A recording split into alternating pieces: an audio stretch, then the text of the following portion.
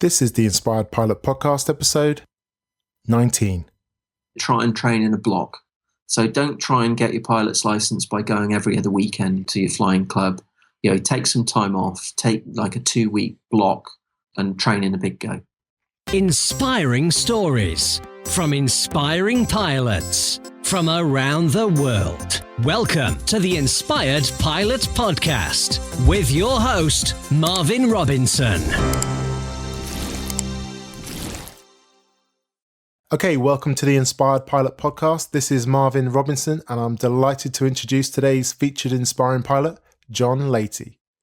Welcome to the show, John. Are you ready to inspire today? Absolutely awesome. Yep, I am. Okay, let's go. John Laity is a pilot engineer and pilot with over 18 years flying experience in ultralights. He co-founded Flying for Freedom in 2010 in response to the large number of injured and wounded veterans who applied to be a part of the British Antarctic Microlight Expedition.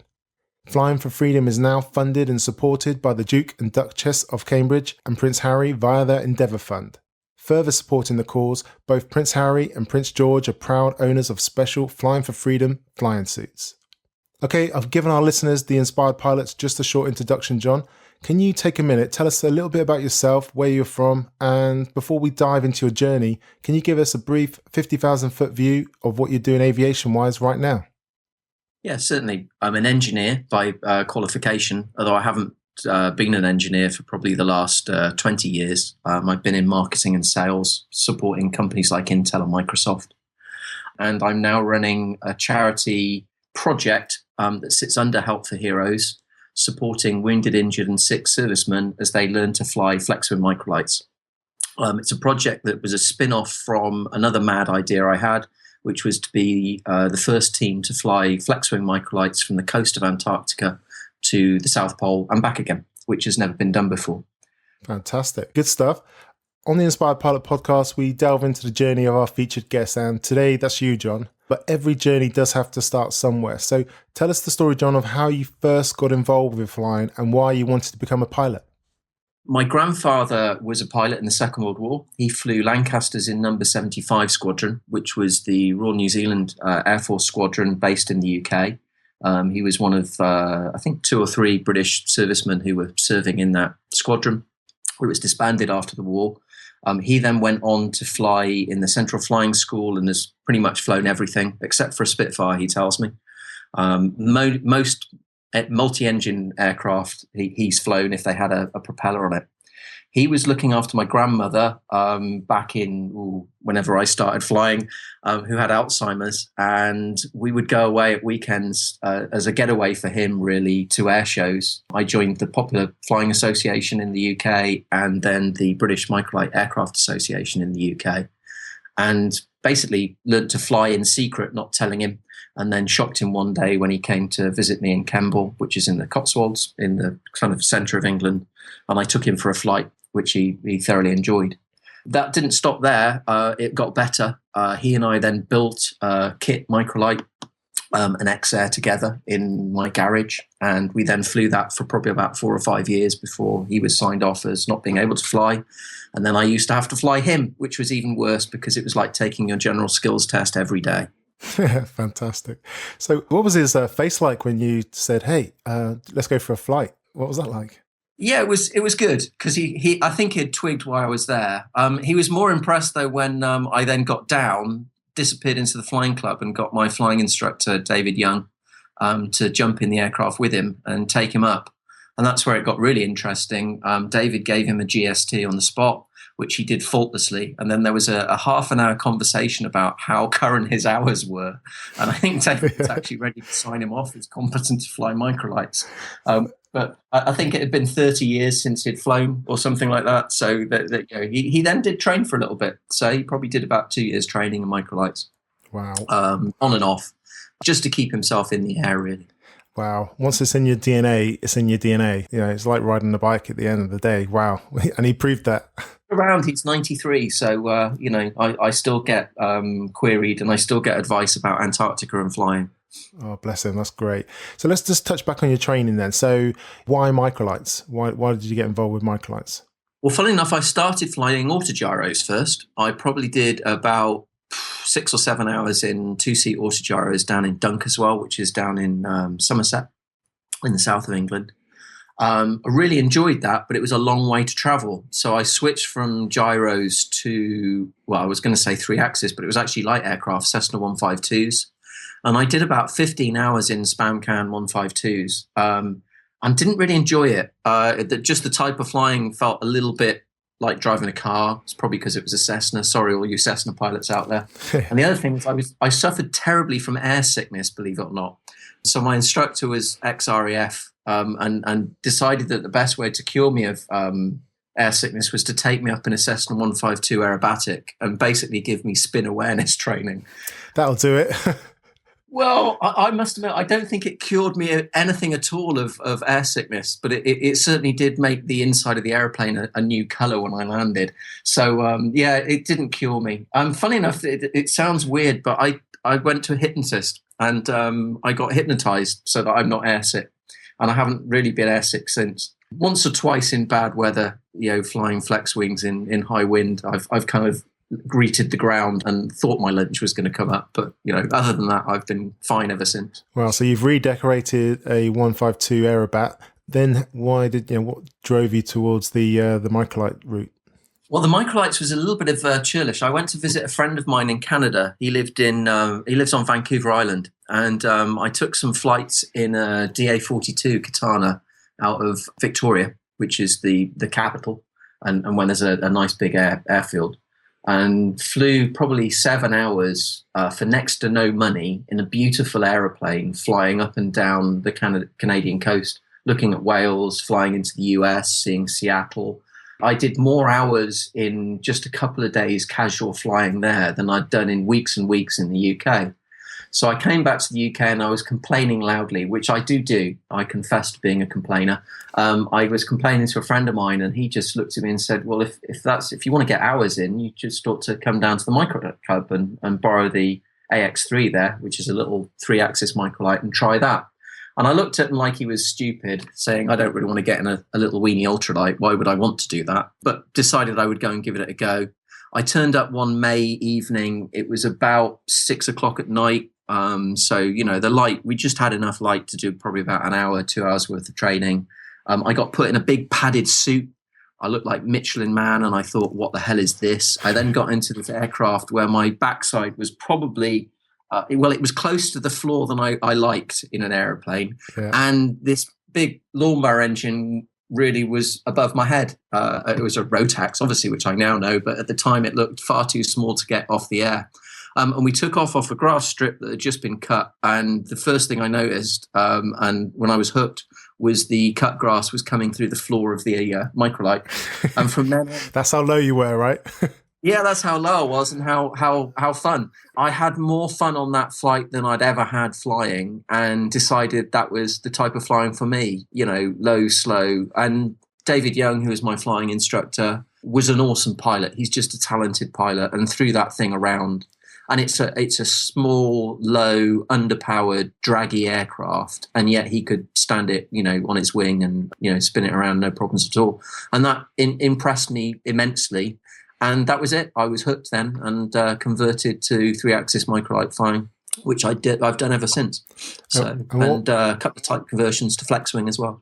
Okay. So what's involved with the microlight? I've got to admit, I don't know anything about that route to gain your license. So what was involved? What did you gain first? Your PPLM microlight is now, there's a different route now via the EAA, but in my day it was 25 hours worth of flying, and you basically take a reduced set of exams. So navigation is all done with triangle of velocities and lines. You don't need to use a slide rule. You do all the same exams. It's just that they're slightly different. The big differences are aircraft technical and human performance, where you're looking at a low, slow aircraft that will lose its energy very, very quickly. So one of the things you learn quite early on as an ultralight or a microlight pilot is you kind of have to be a lot more aware of turbulence, your approach speed, your positioning, where you're going to land. I mean, they're great. When they lose power, they'll glide like a glider. They've got a fantastic glide ratio, but close to the ground, you can basically lose all your airspeed very, very quickly because they've got, lots of drag. So the last thing you want to do on landing is, stall 4 or 5 feet from the ground. You want to stall the wheels touching the ground. Yeah. So that low, slow kind of approach does take a lot of skill. And it's certainly what it's the big shock for them is, how fun it is, but then also how technical it is to come in to land and put them where you want to put them. Oh, interesting. So let's have a look at challenges then. You sort of touched on a couple there, turbulence and just general performance. But for the benefit of a listener who maybe is thinking about becoming a microlight pilot, or someone like myself who's a single engine piston license holder, they may be thinking about having a go. What challenges did you experience during your training? How did you overcome that? What was the biggest challenge that you had? Do you know, I think that the biggest challenge is weather.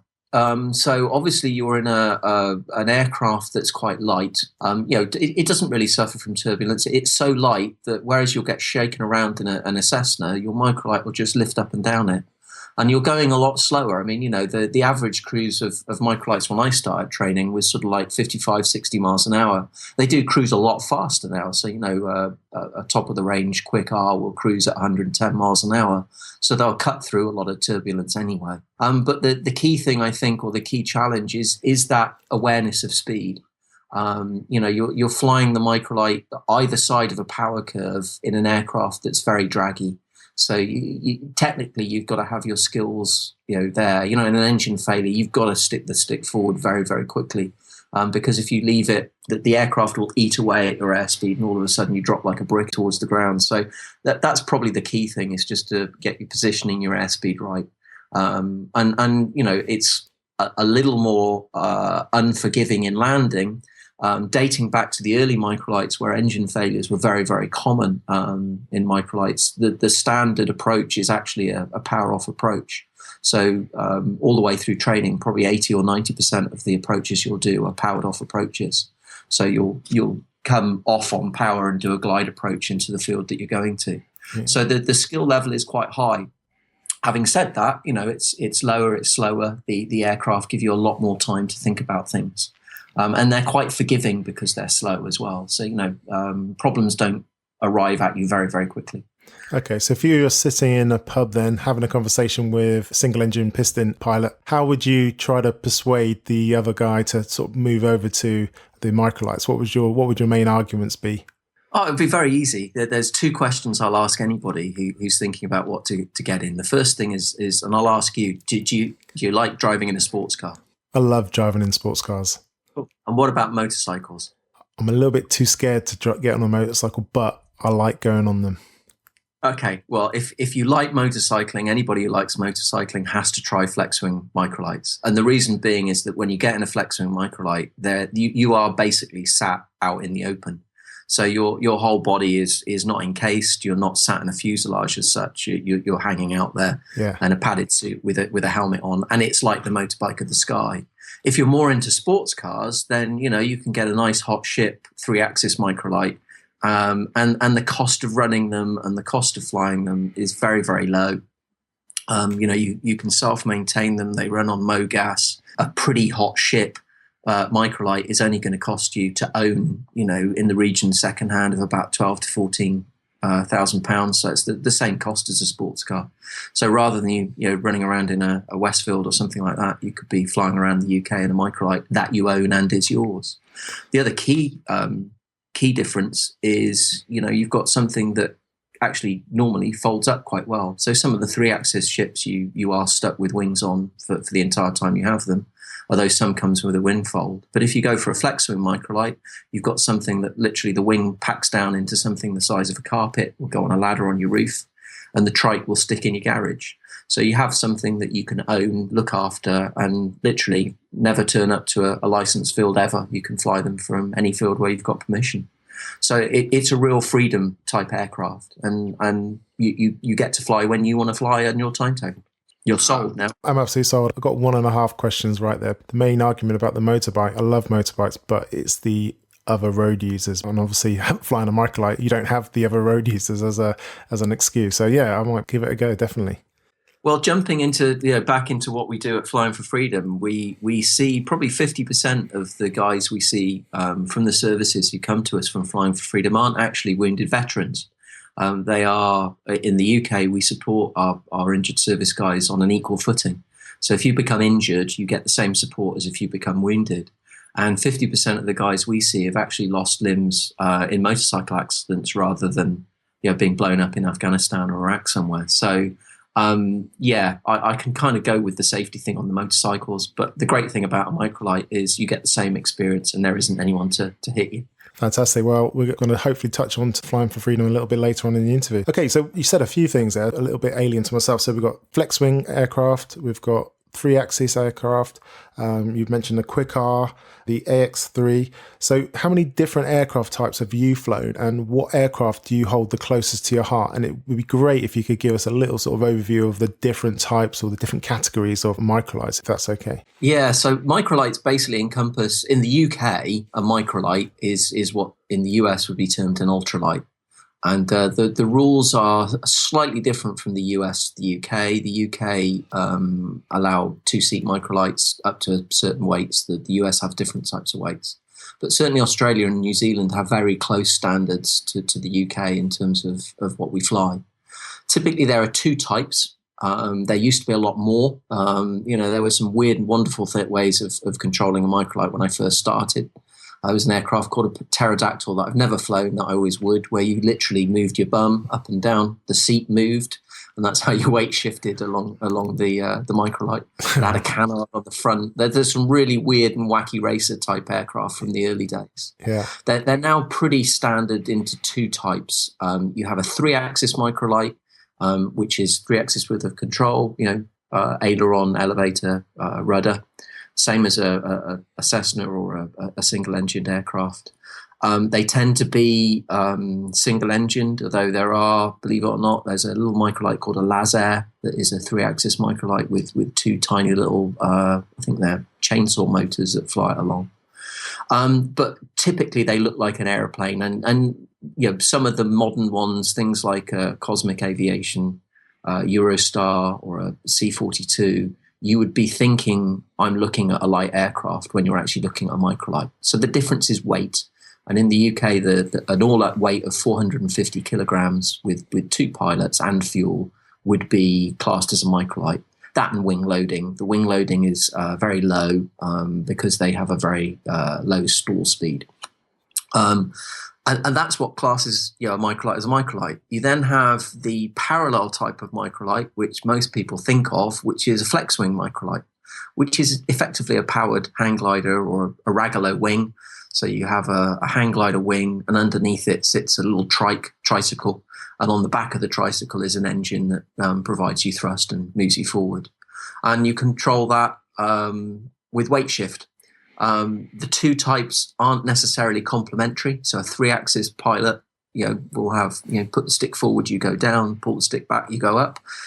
In a microlight, it's opposite control because it's actually a weight shift. So if you push the bar away from you, you actually climb.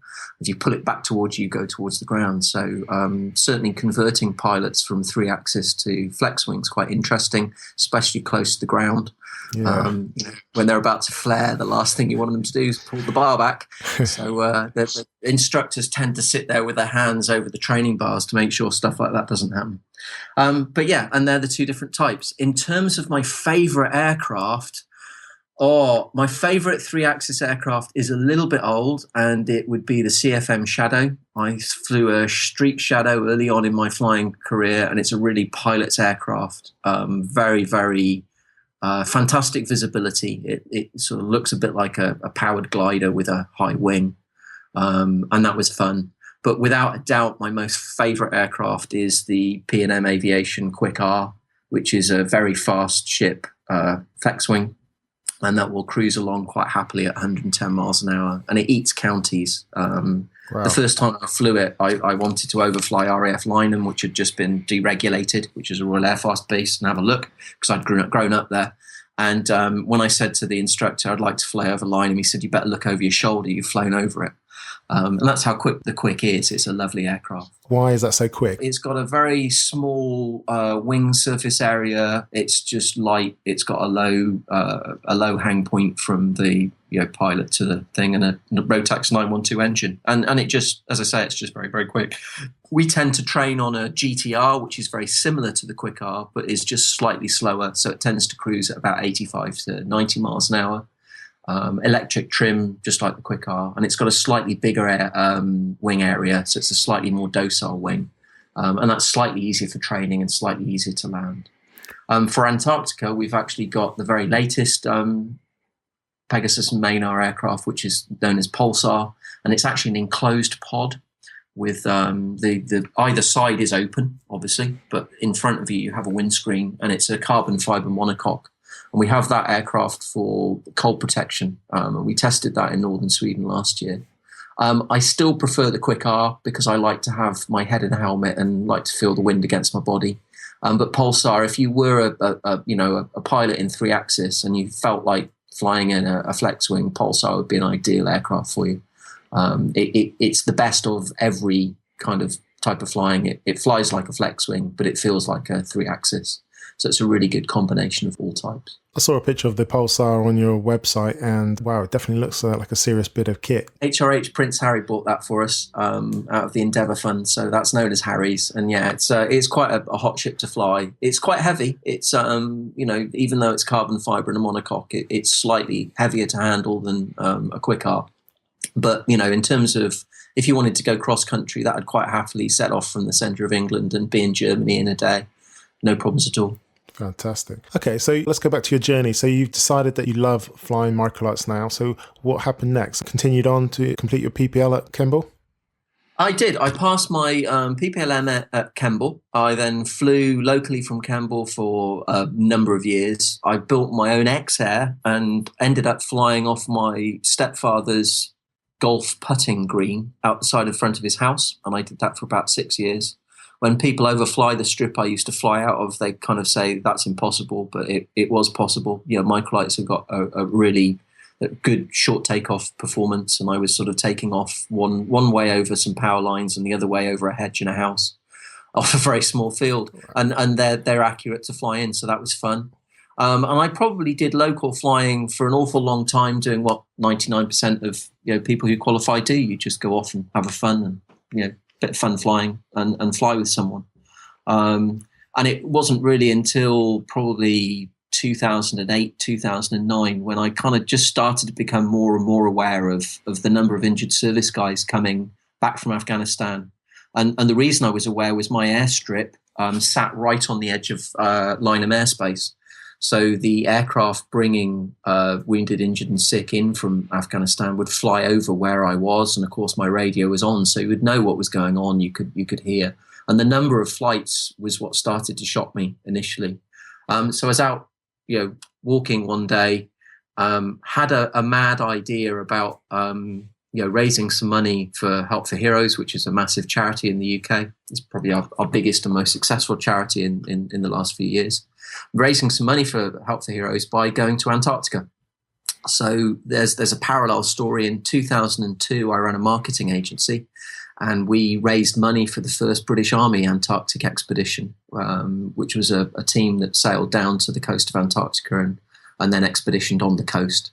I helped raise the money for that from people like the First Global. That's untrue. I helped at the tail end. Somebody else had done the fundraising. My then business partner had, got the money, but I certainly picked up. Then I helped raise money for a 2004 and a 2006 expedition. Now, it meant that I got quite friendly with the expedition leaders, one of which was a Lieutenant Colonel James Harris. And when I had the idea to go to Antarctica, I kind of rang him up and said, why don't we, take some microlights to Antarctica? And we could raise some money for Help for Heroes. And he said, I like the Help for Heroes bit. But he said, I'm not sure I like the idea of microlights in Antarctica. And I said, why? He said, have you seen the weather? And I said, yeah, I'd heard it's quite bad. He said, John, it's 198 miles an hour winds and storms at the coast of Antarctica. He said, that rips real aircraft apart, let alone aircraft with fabric wings. I don't know what you're talking about. And he said, it's very, very cold. So I kind of said, yeah, okay. I didn't give up. I then went away and put together a little plan, and I based my plan on the early Antarctic heroes, people like Sir Douglas Mawson and Richard Byrd, who had flown in Antarctica. And I looked at some of the early aircraft, and the first aircraft to overfly the pole was a Ford trimotor. And the speed of the Ford trimotor in those days was 110 miles an hour. And as we've already established, that's the same sort of speed as a Pegasus Maynard Quick R. Then I looked at what, if we took a flex wing, we had this real great advantage as they're very, very small. And if you were faced with bad weather, you could land, fold the wing down, and it basically bury it in a trench in the ground. So we get an aircraft that can almost fit in a tent. So I based that on as a sort of like an embryonic plan and took it to him. And I was kind of blown away when he said, actually, that could work. Let's do it. And that's what we did. So originally it was meant to be an able-bodied expedition. We were going to, me, James, and a couple of renowned pilots, a guy called Richard Meredith Hardy, who's flown over Everest towing a hang glider in a flex wing, 𝗂𝗃𝗀𝗽𝗃𝗀𝗃, Kilimanjaro. So he's trying to do all 7 peaks. We got Richard involved. So there were 3 of us then at that stage doing planning. And we started to look at how to get from the coast of Antarctica to the pole. And we were having endless discussions about how best to support 1 or 2 microlights getting to the pole. And what we quickly discovered is that in the pole, the terrain itself in Antarctica is very icy, but it has things called sastrugi, which are like basically lumps of ice, prehistoric ice that are like hitting lumps of concrete. So you couldn't land on them, but equally, if you're driving a vehicle like a snowmobile or even a 4-wheel drive, you've got to drive around them. If you drove into one, it would literally write your vehicle off. Yeah. You then have crevasses that you can disappear down into. The combination of that means that, if you're going to support vehicles, a microlight with vehicles on the ground, the ground vehicles have to move quite a long way at quite a low speed and often a windy sort of route. And when we started to work out the fuel consumption, we were, carrying more fuel for the vehicles than we were for the microlights. And we then even got into a ridiculous sort of situation where we were discussing moving fuel for the vehicles with the microlights, which, made it quite interesting. Yeah. Whilst looking at that, weight obviously becomes, critical. If you're looking at a 450 kilogram microlight all at weight, and you're trying to move fuel backwards and forwards, we were starting to look at, the weight of pilots, the weight of kit, the weight of your radio. Everything started to become about weight. And I made a kind of churlish comment about, if I chopped off my legs about here, that's about 2/3 of my weight, and I'd be a lot lighter. And James looked at me and said, are you suggesting we take some wounded guys along? And I said, well, we're in vehicles. If you didn't have any legs, it's not going to make any difference in a microlight, is it? And that's where it kind of all changed for us. We decided that was a good idea. We'd take 1 or 2 service guys along who are wounded. We could take some pretty serious disabled guys because, of course, we're in vehicles. So we're not talking about guys that have just lost a lower leg or something. We could take above the knee amputees, paraplegics, because they'd be sat in a microlight. Yeah. And we decided that's what we'd do. The catch-22 then came. How do you recruit pilots like that? So we went to the MOD, which is the UK Ministry of Defence, and we asked them if we could take some wounded service guys along, and they said, yeah, but first you're going to have to run a trial, and you'll have to select who you want to take and show us that it's a safe expedition and the microlighting is safe. So at that trial, we put out via Help for Heroes and via an organisation called 𝗏𝗏𝗏 an invite for people to come along. And I don't know why, I kind of expected maybe 3 or 4 people to be interested in, flying a microlight at minus sort of 50 degrees centigrade. I thought that might put off a lot of people. What did the advert look like for that? It just basically was, a microlight, a picture of Antarctica saying, do you want to come and join British Antarctic Microlight Expedition? Come along, have a 3 days flight, see if you like microlighting. It was sort of pretty informal. Yeah. We had 45 applicants. Wow. And we only had 5 places. So we were then faced with this weird X factor selection process whereby 45 guys who, let's face it, have every right to go wherever they like in the world, having lost their limbs for Queen and country. And I had to sit round a table and select 5 from 45, which was ridiculous. The first shock came in that the 45 was whittled down to 20. We only saw 20 guys, and that was down to PTSD. And that was the surgeons who were signing off the guys to come and train with us just said, these guys have got problems. We don't want to put them in an aircraft. And that was the first big shock for me when I realized how deep and how affected guys get from serving overseas and from what they saw. Yeah. The second shock came when we had 20 guys that came along. Thankfully, 2 guys ruled themselves out. They said, actually, we just came along for a free flight. I said, that's not a problem. So we were down to 18, and we had to whittle sort of 18 people down to 5. What's the criteria? I'd kind of, the criteria, we didn't really have any. That's where it all becomes a little bit embarrassing. We sat the guys, we basically took the guys up with an instructor. So I had 2 instructors, and the guys went up and they did like a pre-flight and a little, hands-on. And we asked the instructors to make some notes and see how well they flew and see if there was anyone that shone. We then had some expedition experts. We had 4 guys that have expeditioned in Antarctica who sort of did a little bit of an interview just to make sure that, whoever we took along would cope with the terrain and have the appropriate mental attitude to expedition. And then we had a medical team. We had a couple of... we had a surgeon and a guy from 𝗣𝗶𝗍𝗶𝗍, which is the official MOD organisation that looks after recovery for UK service personnel. And we sat around the table with this list. And I went to the medical team and I said, is there anybody here that medically shouldn't go to Antarctica? And they said no. So there was 18. And I went to the expedition guys. And I said, so come on, who's Sean? Who would you spend 2 weeks in a tent in bad weather with? And they said, all of them. They're all great. Oh, great. So I'm sat there thinking, right, we're still at 18. And then we went to the flying instructors, at which point I'm thinking, well, they'll save me because David Young was my flying instructor. He was horrible to me. He's sure to whittle them down to 2 or something, on the basis of, minor points. And they just looked and said they were all brilliant. I'd fly with any of them. Oh, and I looked at them and I said, look, guys, you do realize, there are 18 people here and we need 5. And they said yes. And we went round again and didn't really get anywhere. So in the end, I kind of sat down with James, my co-founder, and said, what are we going to do? And he said, well, look, John, let's pick 12 because through natural attrition, 12 will work it down. And let's see where we go from 12, and we could take 8. Let's take more aircraft and take 8 people on the expedition. I said, brilliant. Thank you. What a great idea. But we still had to go from 18 to 12. And we ended up picking literally on who we felt in a real unfair way, who would probably train quickest, who was at a better point in their recovery or in where they were in terms of leaving or not leaving the army. Were they doing other things that would get involved? And we whittled down to 12. And it was the most depressing thing I've ever done in my life. I've never been depressed, but I'm sure I probably was for 2 weeks after that. So I kind of had 2 weeks of being very, very grumpy. And then I kind of had a bit of an epiphany. And I rang up James and I rang up some of our sponsors. 𝗤𝗏𝗏 was sponsoring us at the time. And I said, look, I've had an idea.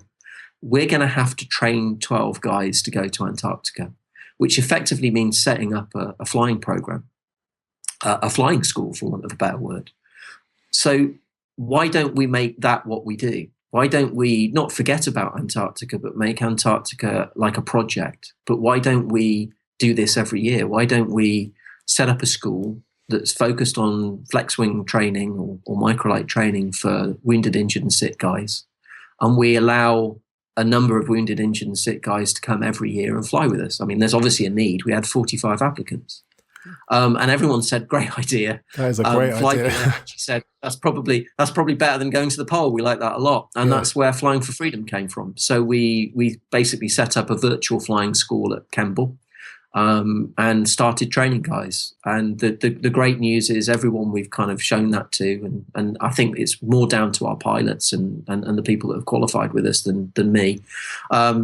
everyone that's seen it said that's a great idea. And we've picked up some fantastic patronage in the UK. Lord 𝗘𝗶𝗍𝗃𝗀𝗃, who used to be our Minister of Trade, is one of our patrons. We have patrons from across all three of our joint services, so the RAF, Royal Air Force, the Army, and the Royal Navy. We have a senior member of staff in each of those branches supporting us. We have avionics companies like Trig supporting us, Airbus, one of our biggest sponsors.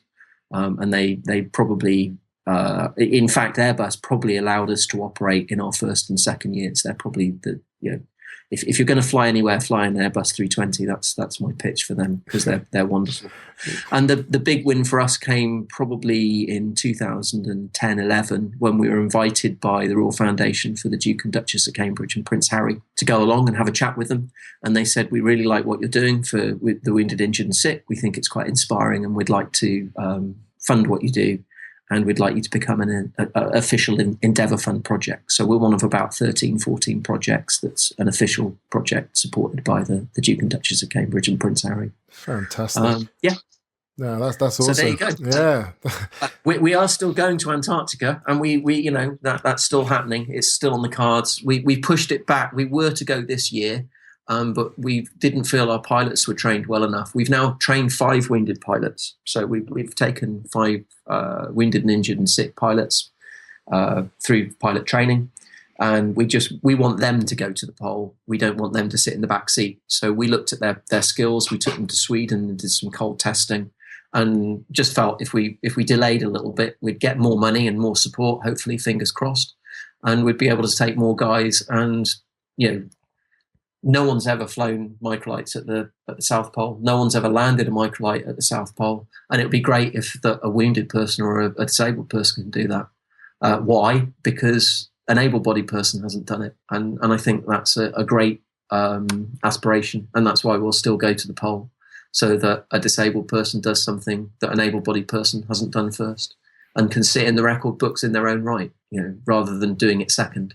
People have climbed Everest, and disabled people have climbed Everest, but, normally an able-bodied person goes first. Yeah. So we'd like to turn that on its head and challenge some perceptions about disability. I love the way that you turned a problem, i.e. whittling down those guys to 12, into a whole entity in itself. And virtual flying school sounds like a great idea. And I can imagine, that eureka moment. How did that come to you? Was it just like a dream? How did that come to you? I didn't like myself for what we did. We turned away 2 or 3 guys who were really keen to fly. And I felt that was my fault, because it was my idea to come up with Antarctica, and my idea that maybe we put wounded guys in. I mean, James, I say that, my mind. It was James's as well. But I just kind of felt personally responsible for the guys we turned away. And I wanted, that wasn't what I wanted to do this for. I wanted the trip to the pole to raise money and to help people, not give them something to look for. And that's, I think, really what we stumbled on, was just that, if you go, the way normally things work is, you'll be a bit of a naughty boy. You'll end up in the forces, probably in the army.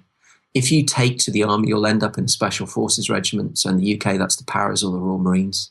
And if you're in the Paras, you'll get put in a stand of guys, typically 5 or 10 guys that you live with, continuously. And they're like your brothers, and they're closer than family. They are your whole life. And you would die for them, and they would die for you. And there isn't anything that you wouldn't do for them, and there's nothing they wouldn't do for you. And you go out to a war zone with those guys, and you're at the top of your game, and you do everything together. You play football together, you drink together, you meet girls together. That's your whole life. You're then sat in an armoured personnel carrier, you're going down to work, and the next thing you know, you wake up in Birmingham, and you've got one leg. And the doctor's telling you that, you're not going to go back to Afghanistan, which is your first thing. I want to get back. Where are my mates? I need to look after them. No, mate, you're not going back to Afghanistan. The next shock is you've lost your leg. Your next shock is if you played football or rugby, likelihood, if you're in the Paras, you were quite fit, you were probably really good at it. Now you can still play that, but obviously as a disabled guy, not as an able-bodied guy. So some of the stuff that you focused on and got you through your life, some of the things that defined who you were have gone. Now, the Army's great. You know, the UK MOD is great at taking guys, stitching them back together. You know, we give them 3 sets of legs in the UK as standard, and if you above the knee, you know, if you're an amputee, you get a really expensive leg. You'll get a 30, 40, 50,000 pound sea leg, which is a computerized leg, as standard. Shower leg, sports leg, all of that's done for you. And the Army will literally rehabilitate you. It will take you from a state of being ill and without a limb and make you a functioning human being again. But what it can't necessarily do is give you that post-injury focus that's going to get you out of bed. So, you know, that's the big struggle. And of course, if you're suffering a little bit from PTSD, if you've watched your mates, you know, die and you've survived and you've got all of that on your mind, that's the battle. It's not the loss of your leg. It's what's going to get you out of bed and get you motivated. And that's where, you know, Prince Harry's Endeavour Fund comes in, or Duke and Duchess of Cambridge and Prince Harry's Endeavour Fund comes in. It looks at funding activities that promote activity, promote something else. It's a post-injury focus, and it stops a negative cycle of decline whereby you'll lie in bed and feel sorry for yourself, and it gives you something to focus on and strive for. And that's the best gift we can give people as they come out of that kind of situation is something to focus on and move forward on. And there's nothing better than flying, of course. You know, in the UK, Absolutely. There's probably about 15,000 pilots. So, you know, we're not just giving somebody something, you know, to do, we're giving them a skill.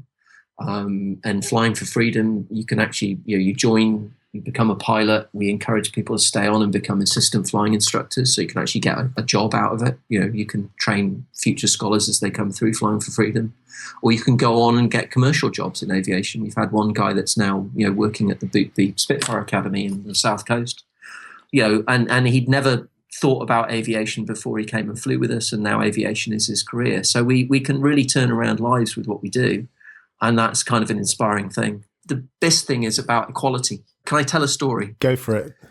Okay, so last year we one of our pilots is a guy called Alan Robinson. He's a corporal in the RAF. He's an above-the-knee amputee. He lost his leg in a motorcycle accident, and he won a scholarship from the Royal International Air Tattoo, RIAT. And it's an annual scholarship for disabled pilots. And he was flying with them, and at the same time responded and started flying flex wings with us. So when he qualified with us, he kind of like qualified for both. So he was asked by RIAT to fly in to press launch the show last year. So he and I jumped in our GTR and we flew into RIAT, and we arrived just behind the Red Arrows, and we were sat in a hangar at Royal Air Force Fairford, which is where used to be a USAF base a couple of years back. So it's a massive airfield. They fly U2 spy planes from there. Yeah. So it's quite impressive if you're there and one lands. That's something to see. So we were sat in our microlight in this hangar with the Red Arrows, and the press were asking lots and lots of questions. And then the press got put in a coach and left. And then there was this sort of steady stream of Red Arrows and a queue. And the Red Arrows wanted to sit in our aircraft, not the other way around. Yeah. So we had probably about 6 of them, all like taking turns to sit in our aircraft and ask questions. Yeah. And I sat back to take some photos. And Alan stood there. I mean, he's in shorts. So, everyone can see he's not got a leg. But not once did that come up. Nobody asked about his leg. They were just having a conversation about pilots. And it was a really nice thing to see that you've probably got the best pilots in the world sat chatting away to Alan on equal terms. And the conversation was about the aircraft, what it flew like, where it sat, how far I'd done it, how long it took. It was a pilot-to-pilot conversation. Talking pilot stuff. Yeah. And what, of course, we've done is give a guy fantastic equality. And that's what flying can do. In the air, you're not disabled. In fact, I don't like using the word disabled. We don't have disabled pilots. We have, able pilots, because everybody who flies, and actually most of the guys we get are better pilots than me anyway. They take it really, really quickly. They're military. We have actually, having said that, we've started this year to take non-military pilots through the school as well, because we've got aircraft that are kitted out for disability flying. So we had a girl called Sue Austin, who's famous for building a wheelchair that goes underwater, and she's flying with us at the moment. Her next project is a paraglider wheelchair, so she's training on our aircraft. So what modifications are actually made to your aircraft, to your GTR? What modifications were done? On a flex wing, it's weight shift. So we add a hand throttle so that if we've got an amputee, normally in a microlight, there's a quadrant throttle that you can set, which is one hand. But coming into land, you like to have both hands on the bar. So on one of the pedals, you've got a brake, and on the other opposite side, you've got a foot throttle. So most people will come into land on foot throttle, but obviously if you've got a prosthetic leg, you can't use that. So we've got a motorcycle hand throttle that sits on the control bar, and that allows you to operate that way. Yeah. We then have a canted bar so that if you've got no legs at all, when you're on the ground, you can steer with a bar. And we've got a handbrake. And that basically, those two modifications pretty much allow anybody to fly. And we've seen a wide range of disabilities. So we've had paraplegic, stroke victims, people who are partially paralysed, double above the knee amputees, single amputees. And we've actually had a couple of guys that have one arm. And there's another story there if you'd like it, which is quite funny. Go on, give us. I like these stories. Well, one-armed pilot. So we had a guy called Captain 𝗤𝗂𝗃𝗃𝗀𝗃. He's famous for being on the Prince Harry expedition to the North Pole, and he climbed Everest. So he's a bit of an adventurer. He came and started training with us. Most of the guys I like to invite to stay with me at some point because I live very close to 𝗂𝗶𝗃𝗀, so they can bunk up with me for free and we can have a chat about pilot stuff. So Martin came and stayed, slept on my sofa, poor lad. And we got up in the morning, and I just I thought, I need to tell you, I said, Martin, I just want to have a chat. That I know that you'll give this 200%, but you're going to fly a flex-wing microlight. And to my knowledge, not many people fly flex-wing microlights with one arm. They'd normally go and sit in a 3-axis microlight. So I don't know if it's done. I don't know if you'll be able to do it. And even if you can do it, I don't know if, the instructors will be able to sign you off and certify you. But I wanted to tell you that now because I wanted you to hear that from me, and so you weren't disappointed later. However it goes, go and enjoy yourself and give yourself 200%. And at the time, of course, Martin was looking at the poll. So I said, even if you can't qualify, there would always be a place for you on our expeditions for Antarctica. So don't worry about that if for some reason, because, if you're a pilot, you learn navigation skills, yada, yada, yada. Yeah. So off he duly went to train at 𝗂𝗂𝗃𝗃𝗀𝗃. He arrived at 𝗂𝗂𝗃𝗃, he did his pre-flight briefing. At the end of the pre-flight briefing, our CFI, Mike Oakley, turned around to him and said, "Now, Martin, I need to have a quick word for you." I've done this. The thing is, I've never trained anybody with one arm, and I don't know if you'll be able to do it, and I don't know if you'll struggle. Give it your best. He said, but even if this happens, I'm not sure if we'll be able to sign you off, because we'll just see how it goes. So off they duly went to check out the aircraft and leap in it.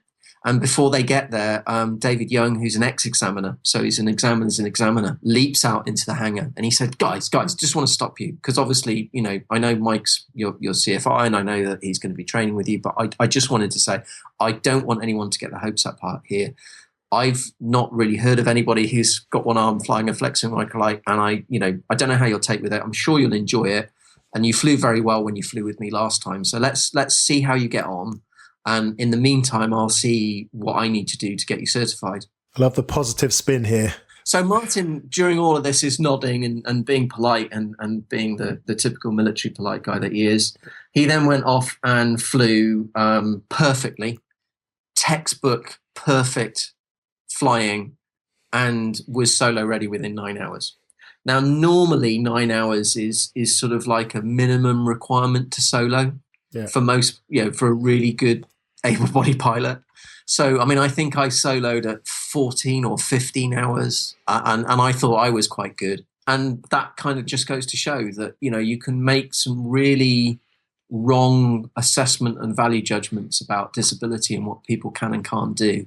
And Martin got in the airplane and just flew it. And as we've got a guy called 𝗍𝗶𝗍𝗃, who's a paraplegic pilot. He's flown from York to Sydney in a microlight solo. He's on our team for Antarctica. I was having a chat with him and telling him this story, and he said, well, John, what do you expect? It was a bit silly, really, wasn't it? Yeah. I looked at him and said, what do you mean? He said, well, Martin knew no different. He'd never flown anything before. So obviously, the first thing, he doesn't need to be told he can't do it. He just has to work out how to do it. And that's the key thing. If we get people in the aircraft, normally they'll quickly accommodate. And it's just like, if you've got somebody who's short-sighted and has to fly with glasses, it's no different. There's a quality of pilot. Once you get the guys in the air, they get real freedom. And that's why we're called Flying for Freedom. They kind of, it was a name the guys came up with. Every time we asked somebody, what was it like? He said, it was great, it was freedom. Yeah. And I suppose if you spent 3 or 4 weeks in a bed with a surgeon telling you can't get out and you can't have your leg yet and this type of thing, getting in a microlight where you're in control and you can put it and tell it where to go, that's this kind of ultimate freedom of gift that you can give. That's interesting. It shows what we're like as humans, because all, what you, the instructor and the CFI, basically you through the limitations which you thought about yourselves, you were thinking, how would I fly this with one hand? So every element of disbelief was based on what you thought about yourselves that you thought it wouldn't be. And then when this guy got up in the air, he proved everyone wrong. I don't blame him, to be honest. No, absolutely. And, that's kind of what all the guys like to do. But at the same time, it's taught me a valuable lesson. I now struggle to see disability. I don't use the word anymore. And, if you're presented with somebody who's lost a limb or is in a wheelchair, is on crutches or whatever it is, the best and most human thing you can do is to see them as a human being. And I've become, since doing Flying for Freedom, equality has been my big thing, not equal rights. I don't mean, putting lifts in, there should be lifts and disability access should just be second nature. We shouldn't have a world where you can't go somewhere because there's steps. It's stupid. So I'm not talking about that. I'm just talking about equality of outcome, equality of approach. And there's no reason to look at somebody with a disability as though they are less, because they're not. What I've discovered over the past couple of years is they're more. I'm dealing with guys who have punched through, real serious adversity. Somebody, I don't use the word stressed anymore about my day. I hear people say I've had a stressful day at work, and it's not. You went to work, the boss shouted at you, the traffic was late. That's not stress. Stress is spending your day, going out and diffusing a bomb that could go off in your face every day. That's stress. Stress is when you wake up and you've not got legs and you've got to work out what you're going to do with your life. That's a stressful thing. And that adversity these guys have got through. And not only have they got through it, they've got through it with a fantastic sense of humour and a fantastic positive outlook on life. And that can teach everything. It's great. And my favourite thing is we get a lot of support from scouts, Boy Scouts and Girl Scouts here in the UK. Excellent. But young people are great at supporting us. They'll raise loads of money. Adults are not as good. I think maybe they're fearful of approaching disabled people or something, or have views or whatever. But young people don't. They just wade in and ask questions. And to see the guys with young people is really, really good. And it's interesting because they'll ask 2 questions and then they get straight on and ask about the aircraft. And that's a nice thing to see. Fantastic. So, John, you co-founded Flying for Freedom in 2010. So, that's 5 years ago now. Yeah. From when you started to where you are now, what has been the most surprising element? What have you been just, flabbergasted by? What has surprised you the most? I think the high point moments for me are not what everyone expects. So there's, it's like, oh, what's Prince Harry like and things like that. They're not the moments where I've had a big buzz. Every time somebody goes solo, through our program, it is a huge buzz. It's a massive wow moment. And I, if you look at my Facebook or Twitter feed, that's when I'm most active because it's a pilot in the air. And that's the wow moment for me. Every time we get somebody from, through training to solo, that's a big moment.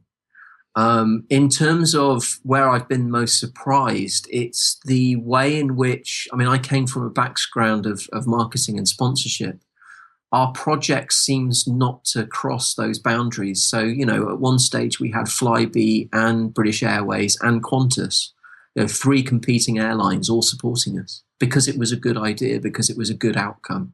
And I think that's a credit to those kinds of companies that they didn't look at what we're doing and try and make it partisan or commercial. And the joke is, you know, I thought in the beginning we could sell loads of space on a wing to go to Antarctica. You know, not one company really has asked for its logo to be on any of our aircraft. They've just supported us because of what we're doing and who the guys are that are going to go. And that's been great. That's been a great lesson in human nature. And that's, you know, always fun. And as I say, children, I'm always bowled away. You know, I get quite teary when, you know, Boy Scouts will turn up with a bucket full of 20 quid. And that's a lot of effort. And, you know, that's as important to me as, you know, hundreds of thousands of pounds of support from, you know, big companies getting us to the pole. You know, having some little kid send his pocket money in is a very touching thing. And endorses, I suppose, the time that you put into projects like this. Fantastic. A great cause. You're a great ambassador, and you create this idea from your own ill feeling, as it were, and now it's just snowballed into a massive thing, and you're helping lots of people. And I'm sure there's lots of sort of byproducts of what you're doing, which you're probably not even aware of, as it were. So awesome. Love it. Yeah, probably. I mean, I've got a very simple goal, and my simple goal is, and Antarctica does this, you know, to go to Antarctica, we need 5 aircraft. So that means we can put 5 aircraft dotted around the country, all with disability controls, making access for disabled people to flying very simple. What we then also need is, if we get an insurance sponsor and a fuel sponsor, we've almost reduced our cost of training to 0. So when we got our own aircraft, we halved our cost of training. When we got our own group of flying instructors coming in, because, you know, we've got guys that have trained with us now who aren't charging us, you know, when they're assistant flying instructors, they're not charging us for their time. We do pay flying instructors a little bit of money, otherwise they'd die. They need food and water, right? Yeah, absolutely. They need to eat. But, you know, having said that, our cost of training is really, really low. And I have this goal that if we could push down to get to almost 0 cost of flying, we'd just make it so accessible. And that would be my goal. And you know, what I mean by accessible is, you know, we don't just have to get somebody to a pilot standard with what we do. Just by having aircraft that, you know, a disabled person can sit and experience flying in has enough as of an effect. Not everybody wants to fly. Not everybody wants to put in that time. But to get somebody who's, you know, not trapped is the one word, to get somebody who lives their life from a wheelchair, you know, at your chest height, and then elevate them up to sort of, you know, 6,000-7,000 feet in a tiny little aircraft and to be in control. It just gives them a much different perspective on life. And that's what I'd like to achieve, where we get 0 cost of flying. And hopefully if Antarctica comes in, that's what we're doing. You know, I don't get paid for doing Flying for Freedom. I mean, it covers my expenses if I drive around it, but it doesn't really, you know, pay me any money. Most of the people involved volunteer. There's no structure as such. It is a flying club. So if you came down to 𝗘𝗶𝗶𝗀𝗀 and wanted to, you know, fly in our aircraft, you'd effectively join our flying club, and you can be involved in everything we do. And that's what I say to people, you know, don't think that you have to have an idea to make change. You know, you can just get up one day and decide to change something. And I didn't do anything other than have a silly idea to go to Antarctica that people liked, and then a bad idea that was poorly executed that we turned around into something that can make a real difference. And anybody can make that difference in life. You know, you don't have to know people. You just have to get up off your bum one day and, you know, go and shake a bucket, or lend a hand, or, you know, send an email, or get involved in things. Fantastic. How can listeners support Flying for Freedom? There's 2 ways. So they can go to our website, which is flyingforfreedom.org. So Flying for Freedom, all in words, .org. And on there's a donate page. And there's a really easy way of donating to us, and that is if you text WINGS, WINGS, to 70900. You can send basically £3 to Help for Heroes, and that's money that's sort of allocated in a special account to us. And it's worth saying, you know, we're not a charity. Flying for Freedom is a flying school. We sit underneath Help for Heroes. So Help for Heroes collect money to fund what we do. We don't run a charity. There's not like 20 people in a room that we're having to fund for what we do. We sit underneath one of many projects that Help for Heroes support. So the money is well spent, so to speak. Fantastic. Okay, so let's just go back to yourself personally for a second, and it may, there may be some kind of correlation here with what you've already said, but what is your proudest moment in your flying career so far? Tell us that story. That's easy. I've had 5 proud moments where I've been on air. Give me the top one. I want the top one that pokes its head above the rest. Give me the top one. Well, all 5 were well, actually, there's 6 moments. All 5 of them were related to pilots that went solo or qualified with us. Yeah. So, big ones were 𝗜𝗚𝘀𝗽𝗶𝗿, who's a double above the knee amputee. He rang me whilst I was at work and said he'd qualified, and I fell off my chair. Kat Janes, who was our first female disabled pilot to qualify, I kind of leapt and danced around the room. And all of the pilots that have qualified with me have had that elation. But I have to confess to a teary moment. One of our pilots is a guy called Nathan Foster. And Nathan qualified with us quite early on. He's a really good and talented pilot. He was a para. He's actually managed to keep both his legs, but he's under constant, he could take what's termed an elected amputation at any point. He lives with his leg in pain. So he's got 2 legs at the moment, but could lose one at any point in time. He went forward for the Endeavour Fund Spitfire scholarship. So last year, Prince Harry put together a scholarship for wounded pilots to fly a Spitfire at the 𝗏𝗶𝗍𝗏 Academy. We put forward 5 pilots who applied for the scholarship. And I'm proud to say that 2 of our pilots won the 2 places. So Alan Robinson, who I talked about earlier, he won a place, as did Nathan. Now, they had the day where they were selecting everybody, and they were sworn to secrecy, i.e., you can only tell your closest family, and please don't tell the press that Prince Harry's going to announce this sponsorship in a few months. Now, I knew that they were being selected, but I hadn't expected to hear on the day.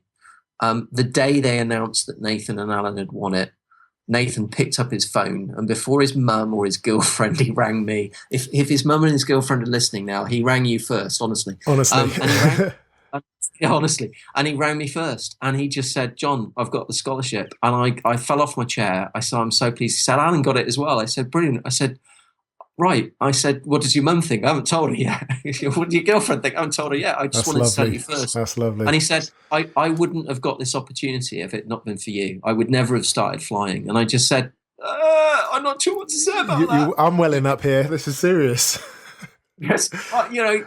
And I honestly didn't know where to put myself, but it was probably the best moment. And I said to him, during the call, I said, "Well, actually, that's untrue, because, your hard work has got you where you are, and your focus on flying and how hard you've worked at it is why you've won the scholarship." But it was a really nice moment. And, wonderful. He now has promised me a flight in the Spitfire. So that will probably be my top moment ever. Okay. I'll ask you that another time then. So obviously we've got the Antarctic expedition coming on next year, 2016. Yeah. So what are your future plans or aspirations past Antarctica? Well, Antarctica's, as I say, the Antarctica will do 2 things. Hopefully it will get a couple of wounded guys to land at the pole. They'll set world records. It's a world record breaking attempt. But in the process of doing that, we start to go to different countries. So the current plan is to fly from RAF Brize-Norton in the UK. Airbus have offered to fly us in an A400M to New Zealand. Nice. We'll land in New Zealand. From New Zealand, we'll depart from 𝗬𝗏𝗏𝗃𝗃𝗃, which is on the sort of southernmost tip of New Zealand, and fly hopefully in an Airbus, but we'll see, to the coast of Antarctica, where we'll be deposited. Now that means we're going through New Zealand, so we have the opportunity to franchise what we do here in the UK with Flying for Freedom to New Zealand. So one of my hopes is that the different countries and places we visit, we can kind of share the Flying for Freedom model, explain how it works. Some of the companies that we work with, like Airbus, like Qantas, obviously, that having a setup in Australia or New Zealand is there. And it would be really nice if we could just grow the concept so that we make disability flying not just something that the UK does well, that can happen well. I've already had conversations with the US. So there's a school down in Florida that's sort of like been having a chat with me about maybe franchising what we do out to Florida. And that would be good because of course, as I said earlier, UK weather is great for pilot skills, but not great for training. So that would allow us potentially to send pilots to Florida and do blocks of training in nice weather. So that would be a nice aspiration as well. So yeah, just really to extend what we do to other countries, across Europe perhaps as well. And in doing so, we can promote, this concept of equality, where we're not looking at disability, we're looking at equality through pilot skills. And if we can change people's perceptions a little bit about, what it means to be disabled and what it doesn't mean to be disabled, then I think we'll have a nice outcome from what we do. Wow. I feel very proud of you and what you're actually doing throughout Thank you this. very much. Yeah, it's unbelievable. Well, hopefully you'll join me. Come give me lots of podcasts and twist people's arms to send wings to 70900 and we're away. Yeah. It's worth mentioning as well, in June this year, we're actually doing a round Britain flight. So it's not planned by me. One of our, Captain 𝗜𝗚𝘀𝗽𝗶𝗿, who I've talked about, he's a double above the knee amputee. We tasked him with coming up with this year's, we do like an annual expedition. So last year we went to Sweden, which was cold testing for the pole, but, was a little expedition. We took 2 microlights by land to northern Sweden, 100 miles north of the Arctic Circle, and flew at sort of -25, -30 degrees C to test things out. That was a nice little expedition. We wanted to do one this year that was a bit closer to home, just because more people could take part. So what we've got is Luke's put together a wing of 5 aircraft that are going to fly clockwise around the UK, landing at key locations. A quick trip into Northern Ireland as well, and hopefully we'll get some press and PR and show people what we do. So we've got something occurring this year in June, so you can look out. Our aircraft are really easy to see because we fly them with Union Jack wings. So the underside of our aircraft have Union Jack wings. When we front shows out to New Zealand, I want a New Zealand wing, and I obviously want a Stars and Stripes for when we go to the States as well. And that's kind of our trademark. We'll fly the country's flag while we're flying. And obviously, being low and slow, people on the ground will definitely be able to look up and see. Yeah, and if they see us, they've got to rush for their phones and text wings to 70900. Okay, well, I'm going to we might even offer some prizes for that as well. So as we fly around the UK, if you see us and text, we might randomly pick some people out from text, pick their number and give them a call and offer them a flight. So, there's a bit of a give back there. Okay, great. I'll make sure all these links and all the instructions are going to be on your show notes. Cool. Okay, John, this is my favourite part of the show. This is the quick fire checklist. This is where I ask you a series of questions and you come back to us, the inspired pilots, with amazing and inspiring answers. How does that sound? Are you ready? I'm ready. Go for it. Okay. What is the best piece of advice related to flying that you've ever received? For students, it would be to try and train in a block. So don't try and get your pilot's license by going every other weekend to your flying club. Take some time off, take like a 2-week block, and train in a big go. Do you have a favourite internet flying resource that you'd like to share with the listeners? Oh, that's an interesting question. I tend to go a lot to the P&M Aviation site because they have all their checklists and maintenance stuff on there for the aircraft we use. So I like that as a site. I also like Ben Ashman's site at Flylight, who make the Dragonfly Microlight, only because I harbour a deep desire to have a single-seat Dragonfly Microlight. But one of the best resources out there, I think, for somebody wanting to getting into microlighting is actually 𝗼𝗄𝗆's, the purchasing site for microlights, because on there, not so much for buying your aircraft. I mean, obviously, buying an aircraft, something you do sensibly. It's a great place to buy an aircraft, but it's just a good place to go and see different types of microlights and what they look like, because there's lots of pictures there. So it's a good, fun thing to do on a Saturday night. Yeah, good for dreaming as well, right? Absolutely. 𝗚𝗄𝗆s.com. Okay. I'll make sure they're linked to on your show notes as well. Can you share one of your personal habits that you find useful and believe contributes to your flying success? Right. I tend to practice my radio calls over and over again, and I do it whilst driving along. So, whilst driving in the car, I don't hold the top of my steering wheel, I hold the bottom, and that reminds me that I'm flying a cross-controlled aircraft. And then I literally will drive along kind of making radio calls to the tower and just practicing my radio. and it's a nice little thing to do to keep your radio nice and crisp. Excellent. Okay, 3-axis or flex wing? Flex wing. Excellent. Hang out there, yeah. Enjoy the air around your face. Excellent. Can you recommend one aviation-related book? Well, the standard manual for microlight flying is Brian Cosgrove's book of microlighting, and there is no better book to learn how to microlight. Well, actually, there is a book, and that's, of course, Reach for the Sky by 𝗘𝗽𝗶𝗿𝗀𝗱. So I think everybody in the UK and anybody who's flying should at some stage read the 𝗘𝗽𝗶𝗿𝗀 story, Reach for the Sky. And if they haven't done, you should, because it's a rip-roaring good tale. And equally, it's a great story about disability flying. Okay, Reach for the Sky, 𝗘𝗽𝗶𝗿𝗀𝗱. Okay, I'll make sure, I'm going to add that to my personal shopping list, and I'll put it on your show notes as well. Awesome. Okay, what is your favourite non-essential but essential to you technology gadget in your cockpit? I've done quite a lot of trials with this. I used to really like my Sony Xperia Z2 phone. I say used to because I'm now banned from having them because I've broken two, but it's waterproof and you can put Sky Demon on it and it's fantastic. Having said that, I dropped so many of them because they're quite big. It's a sort of, a phablet, is it called? It's an in-between sort of, it's quite a big smartphone. Yeah. And it just kept falling out of my pocket. So I've been banned and I now have an iPhone, but my iPhone has Sky Demon on as well. And Sky Demon's a great product. And it's great for flight planning. And of course, it's got GPS in there as well. I am a bit of a techno gadget man, though. The other thing we've got is the Garmin D2 pilot watch. So Garmin have loaned us some 𝗑𝗶𝗶𝗀𝗃 cameras, and we've got 5 on our aircraft on hard mounted points that we've fixed, obviously for filming while we fly, documentary filming. But the Garmin 𝗑𝗶𝗶𝗀𝗃 is it's not as good as a GoPro in some aspects. So GoPro's got a really good stabilization, but I prefer the 𝗑𝗶𝗶𝗀𝗃. Mainly because it's a smaller package. It comes with a prop filter. I don't personally see the stabilization issues that everyone talks about with GoPro. And you can command it with the D2 pilot watch. So, it's all well and good to have a GoPro on your wing, but when it stops filming because it's run out of battery, it stops filming. Yeah. If you've got the Garmin 𝗑𝗶𝗶𝗀𝗃 on your wing, on your D2 pilot watch, you can turn it on and off. And let's face it, you only want to film 1 or 2 takeoffs and landings.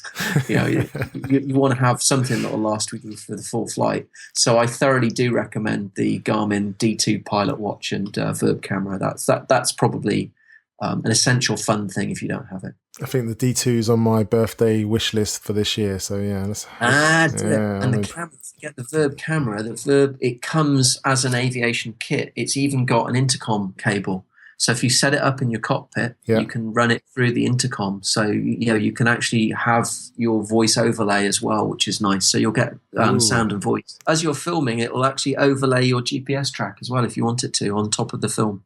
So, say where you are. So it'll show what speed you're at or, where your position was and that type of thing. So, sorry, I'm overselling it now, aren't I? Yeah, I think Garmin are going to be very happy with you. Okay, if you had a time machine and could go back in time and meet your younger self just before you're about to start your flying journey, knowing what you know now, what advice would you give yourself, John? I would have started my training in flex wings. So I started in 3-axis and was a 3-axis pilot. I've got more hours in 3-axis than in flex. But having switched to flex wing now, I wish I'd done it the other way around because it's easier to go from a flex wing to a 3-axis than 3-axis to flex. You've got to lose a lot more habits to do it that way around. So that's probably what I would change. Fantastic. Okay, Inspired Pilots, you can find all the links to all the resources and everything else I've been talking about today with John by going to inspiredpilot.com and search for John in the search bar to find the show notes for this episode. Okay, John, listening to your journey and everything that's been going on with Flying for Freedom, it's been absolutely mind-boggling, and I think it's just an amazing cause, and I think everyone should support it. I know the listeners are going to find it inspiring too. So can you give the audience of Inspired Pilots one last piece of guidance and then share how people can get in contact with you, and then we'll sign off? Yeah, basically my piece of guidance for getting in touch with us is just to visit the website. If you see us around, please approach us. Don't worry that we've got pilots with one leg or no legs or whatever. They like to chat about flying, get involved. And, if you can support us, then if you can text wings to 70900, that will give us £3, which, every little helps. And believe it or not, we train pilots for about £1,000. So the more money we get in, the more pilots we can convert. Okay, John, thank you for joining us on the show today, for your time. You've been very generous. On behalf of the Inspired Pilots, I'd like to say thank you and speak to you again. Excellent. Thanks very much. Thank you so much for joining me today for episode 19 of the Inspired Pilot podcast. It was really inspiring talking to John. I actually spoke to him back in May, so the 2015 Round Britain Challenge he mentioned, led by Captain Luke Sinnott of the Royal Engineers, has been completed now, and by all accounts it was a great success with almost 2,000 miles covered, lots of PR, and the challenge generated a lot of awareness, so good stuff. I personally didn't know much about ultralights, microlights prior to the interview with John, but I definitely do feel more knowledgeable now, and I am actually curious to give microlight flying a go. However, I'm kind of tall and weighing in at 100 kilos. I'm not too sure whether my flex wing flying aspirations will ever be realised, as I'm sure I'm going to be pushing that all up weight limit. But hey, let's see, I'll check it out. I do love the way that Flying for Freedom started out as an idea to complete in 2016 the significant record-breaking challenge of flying microlights to Antarctica with a team of wounded service personnel. If that's not big enough as it is. Then, after being shocked by the number of volunteers to sign up for the challenge, Flying for Freedom then grew extra tentacles, as it were, creating a virtual flying school. What a great vision by John, and a fantastic opportunity for everyone else involved. Okay, so how can you support Flying for Freedom? As John mentioned, you can visit the Flying for Freedom website at flyingforfreedom.org, and you can make an online donation straight from there. Or if you do live in the UK, you can text WINGS to 70900, that's WINGS to 70900, and this will donate £3 to the Help for Heroes Flying for Freedom Fund. So get tapping away, it's a great cause. I wish Flying for Freedom and all the pilots involved all the best for the 2016 challenge, and I hope to speak to John and or other members of the team when they get back. Don't forget to head over to the show's website, inspiredpilot.com. That's where you'll find the show notes for this and every episode. You can also leave a comment for John directly on this page, find all the links to all the resources mentioned, and much, much more. As always, I really appreciate receiving feedback about the show, so do get in touch. I reply to every single email, and you can find me on Facebook and Twitter. If you do like the show, I'd be really grateful if you share it with your fellow Av Geeks, friends and colleagues. And if you have enjoyed the podcast, I'd be really grateful if you could leave a rating and review on iTunes, as this does help increase the show's exposure and therefore getting the journeys such as John's and all the other inspiring pilots in front of and inspiring more people, which is the whole mission of this podcast. And don't forget, wherever you are on your pilot journey, get ready to be inspired.